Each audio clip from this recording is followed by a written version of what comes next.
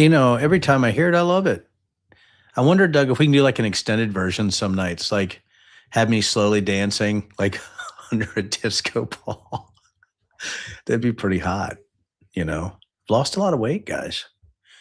Might be going back to I might have to change my dance troupe from Chubby Dales to something else. No, it's great to see everybody. This is actually a hell of a night tonight. It's great to see everybody.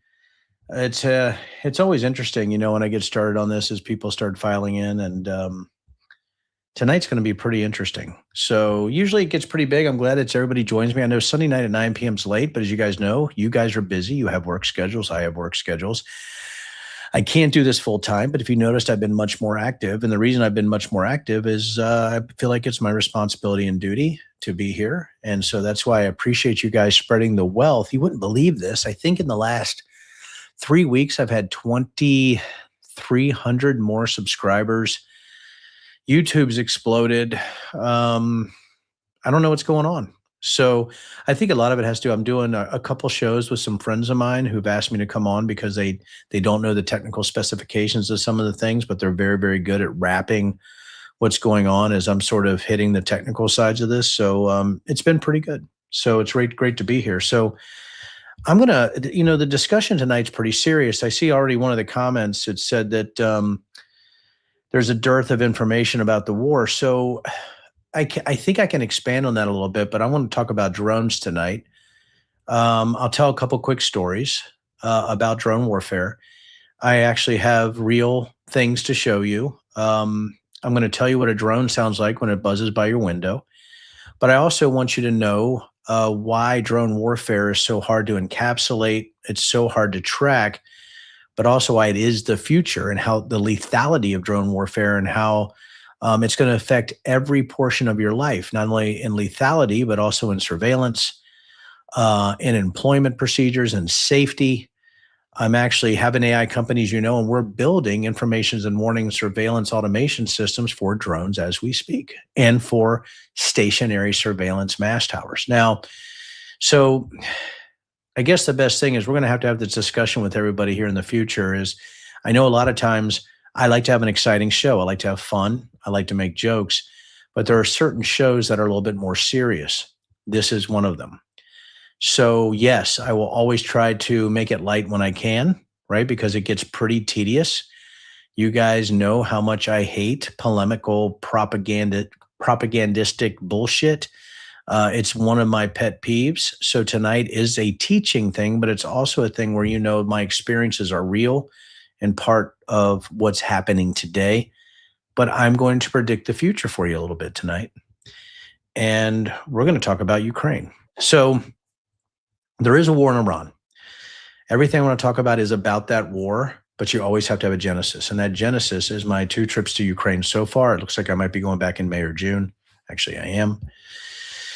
And I'm going to be looking at drone factories. And I know drones pretty well. And I'm going to tell you a little bit about what's going on in Ukraine as far as their drone program and what the U.S. has actually asked for. But the first thing I'm going to tell you is about Odessa. So if you all remember May or June last year, only, 10 months ago, I was in Ukraine on my second long trip, and I was in Odessa. Now, I had just gotten in from Mykolaiv. Mykolaiv is where the Russians were stopped. Back in 2022, I believe September, October 2022, after their big push up through Kherson and that portion. Right now, they were going through Kharkiv, Mariupol, but I'm talking about the Kherson region. They were stopped at Mykolaiv. I had just been in Mykolaiv the night before, and if you guys remember, in late May, early June is when the Ukrainians hit the Russians in that deep strike where they hit their strategic bomber assets. So I was there accidentally when that happened, and boy, howdy, did we have some activity. The first night, I do have a video, and I should have sent Doug. I do have some videos for you guys tonight, but I did have a video of about a minute of me in complete darkness while you hear drones and explosions outside. Wow. Yeah. And I remember I didn't want to turn on my phone light because I'm like, I'm pretty good with drones and visualization. And I figured a lighted window with optical FPV drones that can actually see. Maybe they're looking for those lighted windows for a little bit of window entry action. And I thought maybe that isn't the best idea. So I'm sitting there in the dark going, hey guys, here I am. And I sent it to my wife like, hey, it's a beautiful night here in Mykolaiv. So So I had gone down to Odessa the next night, and what an interesting night it was. And so what happened was we got into Odessa about 2 o'clock in the morning. I'm asleep, and all of a sudden, guys, I hear what sounds like, and I already know the sound of drones, but it sounded like the world's largest electric razor had decided to set up shop outside my window. And let me tell you, I knew what it was immediately. And my guess was it was a Shahed from the how loud it was. FPVs are more of a high pitched drone, right? It's like, "Wah," but that Shahed rattle, it's like, "Wah," and I know that my sound effects probably aren't the best, but I will tell you what, I know the sounds. So I remember, so what I did was I sort of laid there, like, let me see what direction this is going based on, the Doppler effect, whatever. So I hear it going away from me, but it sounds like it's going right down the main alleyway in Odessa, right? There's a main drag there in Odessa. If you guys know, Odessa's by the sea. It's just absolutely gorgeous. Anyhow, I hear it going and I'm like, oh goodness, maybe it was a single drone, right? But then I heard absolute all hell broke loose. I could hear, multiple drones layered, and then I started hearing the actual AAA, the anti-aircraft batteries. Started hearing the rocket and missiles actually, going off in succession around Odessa. I'm still laying in the dark, so I just sort of roll out of bed, get up, on my knees, right? Look over, okay, I'm good. Get up. Like, well, let's see how long this lasts. At that point, I get a pounding at the door, and it's my good friend Ken Harbaugh. He's like, Denver, we don't need a dead congressman, brother. We got to get down to the bunker. And I'm yelling. I'm putting on my pants real quick, and some shoes, just the bare necessities. Uh, Nobody wants to see a grandpa in underwear in Ukraine. So jump out the door. We run downstairs, and Ken's like, "You're not going to believe what's happening out front." I said, "Yeah, I probably can because the window's right there. I can see the flashes. I've been here, done that." So he decided so the team, when I was coming down, Ken was right outside the front door. I'm coming down. He comes in. He's a little ashen. We go there. He goes, I got to show you this. So what we're about to show you is the 22 to 24 seconds of video of what was happening in real time. Doug, if you could roll that tape, please.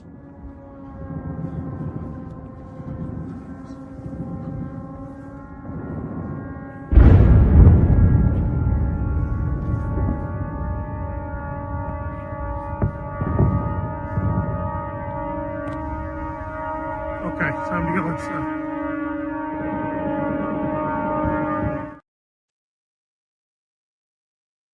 You saw it coming from the left. I don't know if you guys could hear it. You could hear Ken saying, we got to get the hell out of here, more or less. What you saw coming from the left was actually that was the air defense systems kicking off.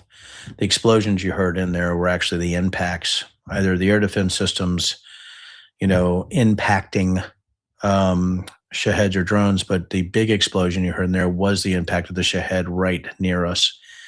I was there the next day. So as that was happening, I want to tell you guys that literally by the time I got to the bunker, there was 3 minutes of that before I got to the bunker. And when we got to the bunker, every hotel has one there. There's 20 or 30 Ukrainian residents of this small hotel we were in with children, right? Spouses, young and old. And I remember looking around and us Americans are sitting there, and me and Ken, were setting up our camera equipment to try to capture everything. And I remember looking around thinking that there was some kind of panic or there was going to be some kind of consternation. What was going on at that point? There wasn't. The Ukrainians were bored with it all. Not just bored with it. They were pissed that they had to stay down there again while the Russians attacked civilian areas. And what they did was they did hit, guys, I'm telling you, they missed.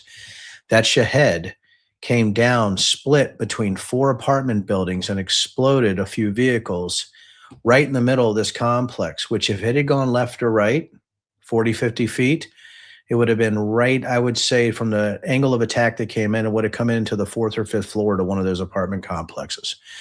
Bam. It was a long 3 minutes, but the thing was, we were there for an hour while we listened to this. It's no joke. And I'm sitting down there, and the Americans you could see sitting there, and we're just like looking around, listening to the explosions. Ukrainians, well, it's just another Tuesday, pretty much. And it just was incredible. So the next day, I'm drinking a cappuccino because I'd only drink men drinks, right? So I'm drinking a cappuccino right out in the this little garden terrace area, and we hear the freaking sirens go off, and my translator Lana's sitting there, and I'm like, hey.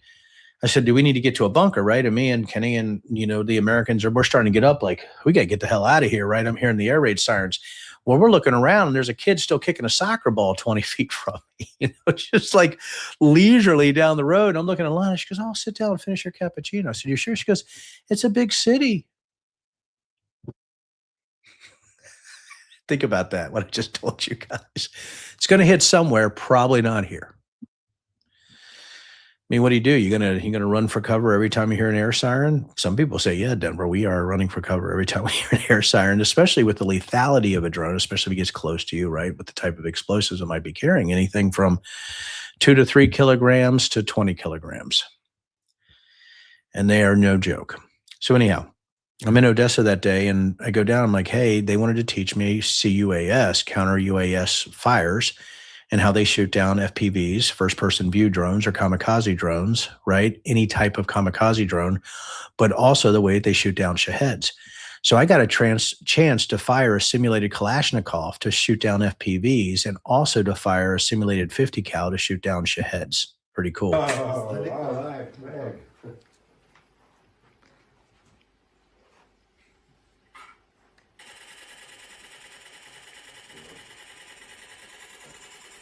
Oh, good result. So that was a little bit of a location I don't want to divulge in Ukraine. What you saw there was an FPV. Now, I showed the one that I hit. Literally, guys, I was like 3 of 50. It isn't easy. There's a time and distance issue you have when you're shooting bullets into the air. It's not a shotgun, obviously. You got to have long range, okay? So I don't know if anybody's familiar with firearms. I'm not going to go into any of that. With a Kalashnikov, you got a center fire automatic rifle. You got to be looking at time and distance and space, right, as it's coming. And it looks like it's pretty slow at the beginning, right? You're seeing the black dots slowly coming. But if it's, moving at 60 to 80 miles per hour, think about when it's on you. It is on you. And what happened, you think you got it, right? But then, you think you got it sighted in, but speed, distance, and space, it automatically grows in your viewfinder. It's exactly what you can expect when you're looking at a falling object, right? It looks like it's falling forever until it hits you, right? So those are the kind of characteristics you have to actually fight. What you also have when you're using a 50 cal and you're shooting at a Shahed, you have the same issue. And a 50 cal is tough, right? So you're trying to lead a Shahed. You're trying to lead an FPV. Yeah, you're shooting a weapon at 2,500 feet per second. But if you think again about time, distance, space, think about the three-dimensional aspects, the type of atmosphere you're looking at, it's very difficult. I am actually the executive producer on a movie called The Drone Hunters of Kherson, which we're hoping to release by March 16th. I'm the executive producer. I've been in these situations, but Ken Harbaugh, my good friend who has his own show, the Ken Harbaugh Show, you guys should actually go check him out. One of the most incredible individuals. Ken embedded. This isn't like you're watching, Sky News or anything like that. He embedded and went to war in Kherson and in other areas with the drone teams. And you can see how hard it is for drone warfare. It's very hard. And when you see what's going on in Iran, and when you see the U.S. having to crawl, to Ukraine for help, I can tell you why. It's because the U.S. has abandoned Ukraine for years when they should have been side saddle with them on the advances in drone warfare. So this is where we're going to get to the crux of it now. When you're talking about drone warfare and specifically, you're talking about all kinds of drones. You should look up the Baba Yaga drone or vampire drone from Ukraine. You're talking about first-person view drones, fiber optic drones, surveillance drones. Right now they have nighttime thermal drones, right, where you can't even move at night. You almost have this drone trench warfare going on in Ukraine because of the advances in drone warfare. If you think this year, what's Ukraine going to make about 7 million drones? Russia could probably double that, right? And the other thing too, with Russia, they were getting their asses kicked so bad that they actually had to move to a fiber optic drone or a wired drone, which means now instead of a drone that flies without any tethering, right? Radio operated drone. You now have Russia's the tiny fiber optic drones actually launching from fiber optic centers where the drones are unjammable. The reason is Ukraine was so good at jamming the drones. Now, they're a little bit more unwieldy because they're fiber optic. And even though they have a very light fiber wire behind them, right, it still has that drag issue. And the range is based on the length of the fiber optic cable. But it has bothered the Ukraines, right, where they've had to do some other things, right, by building specific types of smaller drones that can engage the bigger drones, even if they're fiber optic, which are the drones that the U.S. has asked for now. Think about that, guys. So if you're looking at this, UAE, Middle East also trying to buy the Ukrainian drone systems. And if you look at some of the studies, you guys please go out and validate and source everything that I'm saying. If you go and look at the studies, you can actually go see how effective these smallest drones are. And you're like, well, Denver, what's the definition of effectiveness? The definition of effectiveness is not a $600,000 missile taking out a $40,000 drone. Effectiveness would be a $1,000 drone taking out a $40,000 drone, which the Ukrainians, when you're talking about their ability to build cheap interceptor drones, they not only win most of the engagements, but they're winning the economic engagement of drone-on-drone warfare. Think about what I'm telling you guys, and think about what would happen is we're running out of munitions, right? If we're using Patriot batteries, air-to-air missiles to shoot down Shaheds, we have a problem. The problem is our advanced armaments are not made for drones. And quantity beats quality. Both of those things I want you to keep in your head. So when you see a drone hit Al Udeid Air Base or hits an oil port, right? A Shahed is a bad mama jama, right? It's slow and slow, right? And I say slow comparatively. It's not going to be jet fast enough, but they're really, really good at hitting generalized targets. I mean, that's just the way it's just a very effective quantity over quality system where they can inundate an airspace. And it's very difficult to guard against them unless you have very good drone operators or counter drone operators. I hope I'm making sense to everybody. If you have questions, I'm sure Doug will pop them up. So that's why I'm on tonight. In this thing, it's not like I'm coming on here and saying, hey, Donald Trump farted in a meeting. News at 10, breaking news. No, I need you guys to listen because to help me get this out, because I think it'd be nice if people would say, well, how does this really affect us? And what is the money lines of drone warfare? How big is it? A lot of people said the drone market was inundated. Well, what's funny is that we have all these, cheap sort of instances of drone manufacturing to go after bigger and heavier drones as they're trying to cut cost, but to actually increase lethality. And what you're having is the United States is so far behind the rest of the world, guys. So far behind. If you guys looked at the last NATO exercise, we got our asses kicked. The Ukrainians are the number one drone fighting force in the world. I'm going to scare you guys. Number 2 is Russia. And we're not even top 10. Now you guys are like, well, Denver, we have Reapers, we had Predator. We were the first ones to weaponize Predator with Hellfires, the 101 pound warhead, what we killed Soleimani with in 2020 when we drove Hellfire into his vehicle. Yeah, we sure do. We have the best large scale drone systems in the world. Wow. Yeah, it's great. It's great. Yeah, but we don't have the best attack drones in the world. So if you're thinking about 7 million drones, I want you guys to think of this. Say you're at a family picnic and you look up, what are you going to do if 50 drones are honing in on your family reunion on a hot summer day? It sort of looks like the Spartans getting hit with arrows. But by the way, these aren't arrows. These all have 2-kilogram explosives with a radius of probably 20 to 30 feet. That's going to, it's going to do some pretty heavy damage. So, and then what if you have drones that are there at night and you think, well, I can walk around at night, but they're actually targeting you with thermal. Those surveillance drones are much quieter, right? They're much, some of them are much higher. You're not going to know something's coming until you hear the buzz of a drone, probably 30 or 40 feet or 30, or I would say, I'm sorry, about 1,000 feet from you, right, in altitude, or your drone finder is going to go off if you have one. So these are the things that are happening right now. They can tip and tune with drones.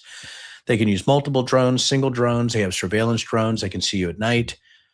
Now you have just a sky with drones. And now you have drone on drone warfare as you're going back and forth. It's a huge investment opportunity. It's also a huge way to funnel money to certain people that you like. And that's why you see the Trump family investing in drone warfare. Now, let me tell you how nuts this is. Not only is the Trump family investing in drone warfare, they're big investments, right? Eric Trump is investing in a $1.5 billion deal to take Israeli drone maker Extend public. Extend sounds like somebody with erectile dysfunction, but it's called Extend, right? So you have Extend drones, and that's a merger with JFB Construction Holdings. I hope you look at Joseph Basile III, who's the owner of that, and look at all the connections there. Go have some fun with that. Follow the money. Donald Trump Jr. is an advisor to Unusual Machines, a drone components company. And if you look at Unusual Machines, what are they trying to do? Make less expensive drone components. Part of their mission plan. So you got the Trump family doing this. Now you're like, well, Denver, we haven't really seen them that much. Well, here's what happens is if you direct contracts to companies like Palantir and Anduril, what happens, right? Palantir and Anduril now, far and above federal regulations, now own huge swaths of the DoD. So yes, our military should be on top of this. Can a handgun take down a drone? Yes. Chances are about 1 in 1,000 though, but it can. There's possible, probable. It's possible. I don't know if you want a 38 special shooting up in the air at a drone, right? I don't know how effective that might be. Let's see. But it can theoretically, if it's the only thing you got, shoot away, brothers and sisters, shoot away, right? Because it's better to have that 1 in 100 chance to take a drone out of the air than get a warhead on a forehead. So the other thing that you have when you're talking about Anduril and Palantir is that they're the prime contractors of these big primes. They just nest these other companies under them on sole source prime contracts. I want to explain to you really quick. You might have to compete for a big contract, which most of these companies aren't now. If they're friends of Trump, they're just given the contracts, like rolling almost all AI up under Palantir just by decree from the president, which is one of the most anti-competitive things I've ever seen, right? With companies that are better than Palantir actually having to be beholden to Palantir and give them all parts of their monies on a pass-through up. Think about what I'm telling you guys. These other companies can then be hired if they're actually connected to Donald Trump, their kids. They just simply use them for parts and components, and they grow their companies with taxpayer money. That's what defense contracts are, guys. And these big investors are going to invest in companies, right, that have Trumps on the boards or are part of the investment teams because they're guaranteed contracts. It's literally the nationalization of drone component creation or drone manufacturing. This is a great war for the United States and drone companies to learn from these companies and for investments in drone companies to pay off. And you're like, well, Denver, you have an AI company that does do automation layers for visual surveillance. Absolutely. I sure do. My thing is, I refuse to do business with the Trump family to do anything like that. Now, do I have ideas? Yeah. Do we have cutting edge tech? Yes. Do I know drone warfare is the future? Yes. But it's every part of your life is going to be affected by drones. Every part. I would say the next 5 years, you're going to be walking down a road and you're going to be in a major city and CCTV, it's great. You're going to have deployed CCTV drones. It's going to happen. It's going to happen. Every major city. Could be that your local law enforcement wants to have deployed CCTV drones. Going to happen. Drones to enter houses for any type of domestic quarrel. Obviously, we're going to use drones for bombs or detonations. Drones can be used for so many different things.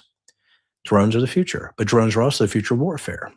So these investments coming from the Trump family and from the friends of the Trumps are self-licking ice cream cones because they don't have to go through any competitive process. Gets a little bit crazier, huh?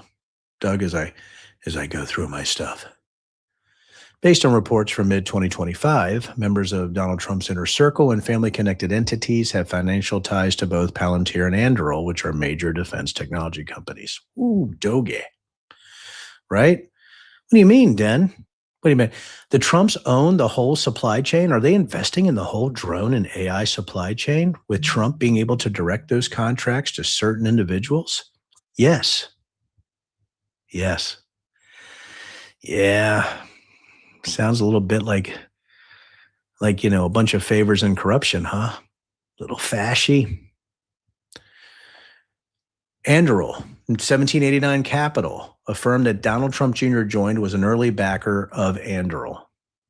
Well, look at that. Guess who has a little bit of a stake in Palantir? Would you guys like to know? Stephen Miller. Look at that. Up to $250,000 in stock initially. Obviously, both companies have close ties to Peter Thiel, major Trump donor and ally, co-founded Palantir, and whose founders fund backs Anduril. Oh. Follow the money, guys. I've done this so many times. I know you guys are like, Denver's going somewhere. You daggone right I am. This is how it happens. So I know that we've been going here about 26, 27 minutes. Now everybody's coming in. Yes, you're right about Anthropic. So today, an Atlantic article came out today or yesterday. I was in it. Our goal for my company is to team with Anthropic. So we are going to be in discussions with Anthropic. I want everybody to know. I was very impressed by their stand. If anybody wants to read the Atlantic article that came out by Ken Harbaugh, I think you should. I failed to give it to Doug. Doug's probably sighing and leaning back like, Denver, we could have put that up here, but you're such a weirdo that you didn't do that. But it would be fantastic if you guys go look at that article. I think you can see my comments on what happened with those drone companies. I would say Anthropic right now, I think if I'm correct, I think they're number one now in downloads. I think because they did that, their business exploded. They are not a supply chain risk. The risk that they had is Anthropic refused to play. And I bet you dollars to donuts, there's not a lot of Trump people that are linked to Anthropic. I bet most of them are linked to OpenAI, Grok, Elon Musk, right? I don't know, guys. Is that what we're doing? I think that's what we're doing now. It's a supply chain risk because they wouldn't play ball and the financial back end is not advantageous. Now I'm speculating, but I bet you I'm close. So as we're going forward, and I know many of you tonight, listen, this is the stuff that I hope that I can part when you're talking about looking at what's happening. It's much worse than you think. That's why I'm being so serious. Every single part of our defense infrastructure, if Donald Trump is talking about a $1.5 trillion defense budget, what amount of that funnels back through his family? It's going to be significant. If you're looking at what he's doing overseas and the contacts he's making there with UAE, right, with Saudi Arabia, right? And listen, I have business dealings in Dubai. Not that, but these business dealings are at a level I can't even imagine. Well, I can't imagine. So actually, I can know. I shouldn't say I can't imagine business deals that are so significant that I wouldn't be a part of them based on my adversarial relationship with any type of people that have been adjudicated of sexual abuse, are felons or fraudsters. I refuse to deal with them. And it puts me at a disadvantage in business right now in our American economy. But in the next few years, do the right thing. Always do the right thing and always actually believe that you're doing the right thing and stick to your guns. Your morals, I think, sort of matter. But if you're looking at all these directions that they're going, and now they're pulling Ukrainian drones, why would Ukraine think in any way that their technology won't be leveraged by Trump-backed companies or Trump family-backed companies who are actually in the drone business? Now I'm getting really into it. Because you think Ukraine's that stupid? Probably not. They're going to keep the best stuff for themselves. There's no way they're going to let the best anti-drone or counter UAS armaments or drones be released to the United States. But it's going to be better than what we have. Think about that. We have to go to Ukraine for help and other individuals, and we have to invest in our supply chain for drones, regardless of the awfulness that we have right now and the decisions we have in Iran. And that's what we're doing. So this isn't the longest show tonight in Denver After Dark. It feels very short. It's been a half hour. Doug, does this not feel short? I'm overwhelmed myself sometimes by the amount of information that we can spit out here. But I think that's the issue that we have, is that our government is compromised financially, and what we're doing in Iran has no basis in any type of strategic foreign policy reality. They did not expect this to go this way this quickly. That's simple. Because not only a lack of talent, but the sycophancy and those that are belly crawlers and loyalty over any type of responsibility towards the American citizen, which is what we're dealing with today. And we're seeing that in what we're going to talk about in our next show, which I'm almost afraid to show it because I want to go into it now. So before I go to our sort of our highlight for the next show, or introducing the next show, are there any questions? I'm going to give you guys a couple of seconds. I'm going to try to look at the flow here. I have things going in. That's a great question. My gosh, you cannot be a senator and also FARA registered. And if he is, I mean, that's pretty damn criminal, but he acts like he is. And I do think Lindsey Graham is covering up some really repressed tendencies in his life. And based on the way he's acting, it almost seems like he has some kind of substance abuse problem. He's frenetic, makes no sense. Of course, as you guys know, I've met Lindsey multiple times, and that's where we're at. So just want to let you guys know, I don't think we're all going to die, but I do think that with drone warfare, a lot of people are going to be under a real threat in the Middle East. So there you go. If there's any other drone questions, I'm happy to answer them. So what I can do, you saw the videos. The next time, what I would like to do after the next show, I'm going to do the show following. I want to let you guys know I called Ukraine today, talked to my friends on the ground. And would you guys like to know how Shaheds actually work from soup to nuts? Is that something my listeners would care about, or those that view this show? Would you want to learn about Shahed drone operations? The different types of Shaheds. You guys will be, I think, amazed at the different types of Shaheds and the different ways they can target. I think, would you guys like that? And it's something I would love to do for you all. I could tell the difference between Shaheds and FPVs, but how about I get actual Shahed operators and Shahed engineers from Ukraine who have been re-engineering the Shaheds on this show? That is something I've been working on today. I thought you all would appreciate that. Yes, please. Okay, so we're going to learn about Shahed operations and FPV operations.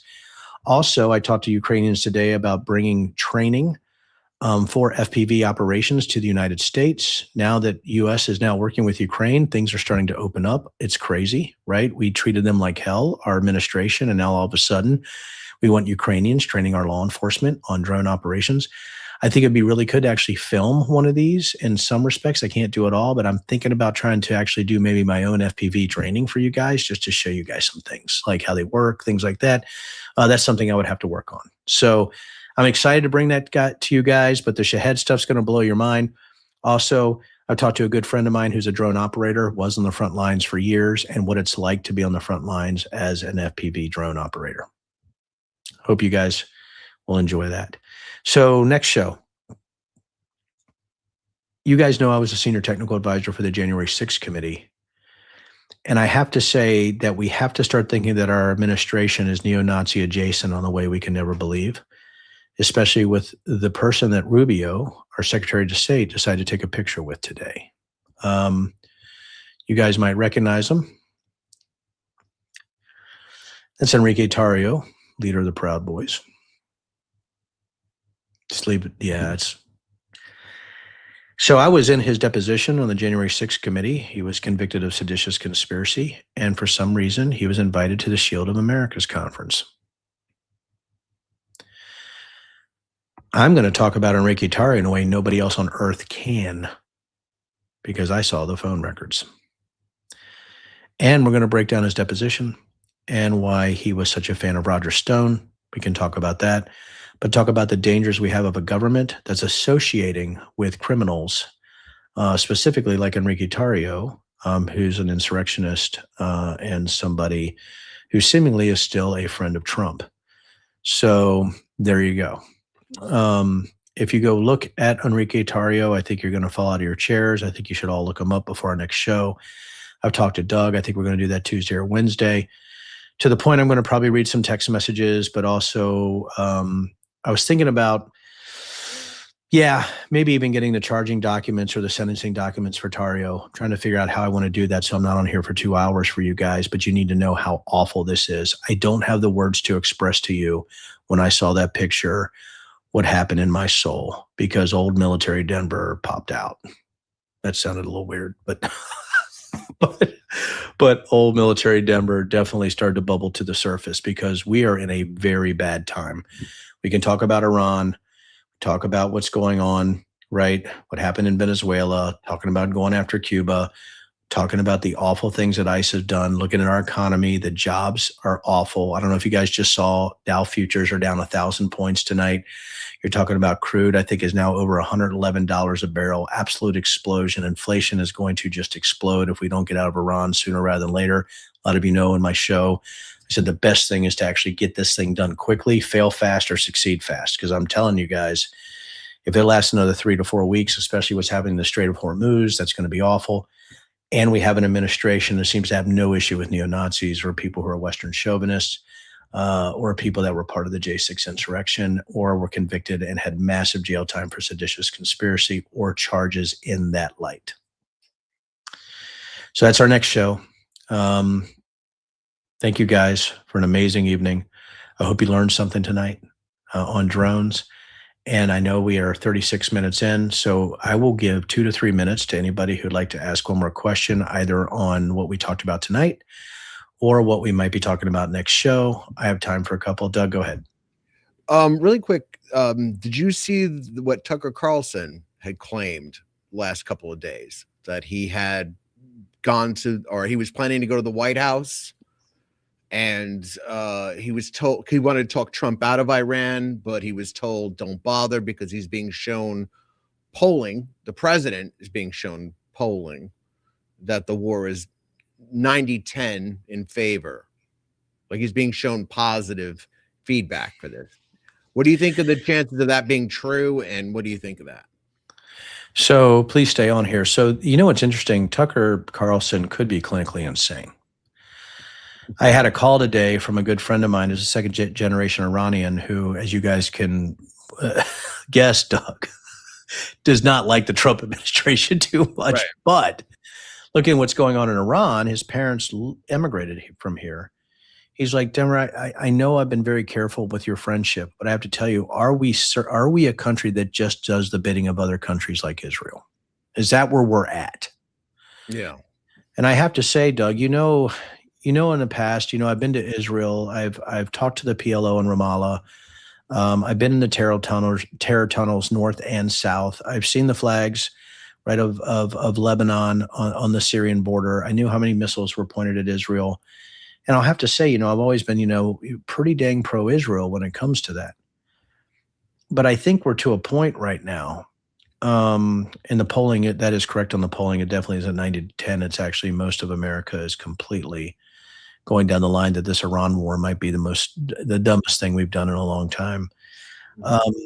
I think we have to start looking at a country that seems to be using us almost as their war machine for their own ends, where we're putting American lives and materiel at risk for things that don't make a lot of sense in any foreign policy way. And guess who's saying that is Tucker Carlson, which blew my mind. Like, right. Doug, that's like Marjorie Taylor Greene turning, which happened, right? It's literally insanity on top of insanity. But I have to tell you, my phone has been lighting up with people that have been pro-Israel for a long time or even ambivalent, and now we're like, what are we doing here? So that's really where we're at. And yes, Malcolm Nance is putting out daily updates on Iran. It's very difficult to get classified information. Malcolm does a good job. He knows a lot of people like I do. But I suspect that we're going to, if listen, guys, it's not that complicated. In the next 2 weeks, the Strait of Hormuz is still closed. I'm telling you, we're in trouble. And economically. Listen, there's no way Iran can beat us militarily, but they can certainly slow roll us enough where the pain is so excruciating that we have to make a decision as a country. So that's where I'm at on that, Doug. Okay. We're sort of at like the horseshoe effect of this thing. We're like, if I can look across the aisle and see that Tucker Carlson's with me, we're in a bad way, right? Like I see some of his merch that he's selling on this, and I'm like, kind of want that shirt, and that's bad. That's bad. That's bad, right? I don't like that That's at all. I bad, don't like it. right? Cool merch, but yeah. It's like a rabid dog protecting your yard. Right. You know, you're like, Yeah. there's bad people coming, but that dog's rabid, but at least he's rabid to them. Right. Not to me. Right. Or it's a demon dog that scratches. He's not Tucker coming in the sleep. house. I'm still not letting the dog Yeah, in. he's not coming in the house. And there was an interesting question also here, Doug. I don't know if you saw it, where they asked if is it probable or possible or probable that more American troops have been killed than is being reported. I'm almost leaning to the probable side rather than possible. What a great people know my language so great. I mean, well, yeah. What's that? I mean, we shouldn't be really speculating about that though out loud on microphones right now though. Yeah, we probably should be speculating too much, but what I do want people to do, right? Here's the thing I have with past performance and future performance, is that we know that the Trump administration has been very reluctant to share real information, even on economic data, where they fire people, where the data doesn't align with their mission set. That's my worry. It is hard. You don't really want to speculate too much, but you have to take everything with a grain of salt at the same time, especially when you don't trust an administration, Doug. And that's the thing that bothers me is I don't trust their numbers. Are they telling the truth to the American public? Because in the past, they have lied to the American public on such a prodigious way. Are they telling the truth now? It's hard for me to trust that. About much stupider things, right? Like they've lied about much less stupider things. So, but my friend, Doug, I'm so glad you jumped on here at the end. People need to know how much Doug cares and how much you help me, and I appreciate it. Guys, what a night. Thank you for joining me on Denver After Dark. Next show, we will talk about Enrique Tarrio, the Proud Boys, and how close they are to the Trump administration. Until then, see you guys. And if you want to subscribe, great. Tell your friends. As you know, nothing will ever be behind a paywall. But Doug, I'm thinking about doing something for the people who do pay, not because I'll never hold any information. It will never be behind a paywall. But I do think maybe we should like send them a hat or something, or for paying and helping us out, something like that. The Stupidity is Terminal t-shirts are coming.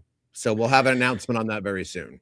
Stupidity is terminal, which is, I think I should trademark that saying, but yeah, it's fantastic. I think it's time for but I'm such a nice person. I'll probably give it to everybody, but you know what? I'll do it. They'll get the numbered Stupidity is terminal shirts, like numbered bourbon, right? We'll put those out, but thank you guys very much for joining me. Until next time, which will be Tuesday or Wednesday, I'll see you guys and stay safe out there.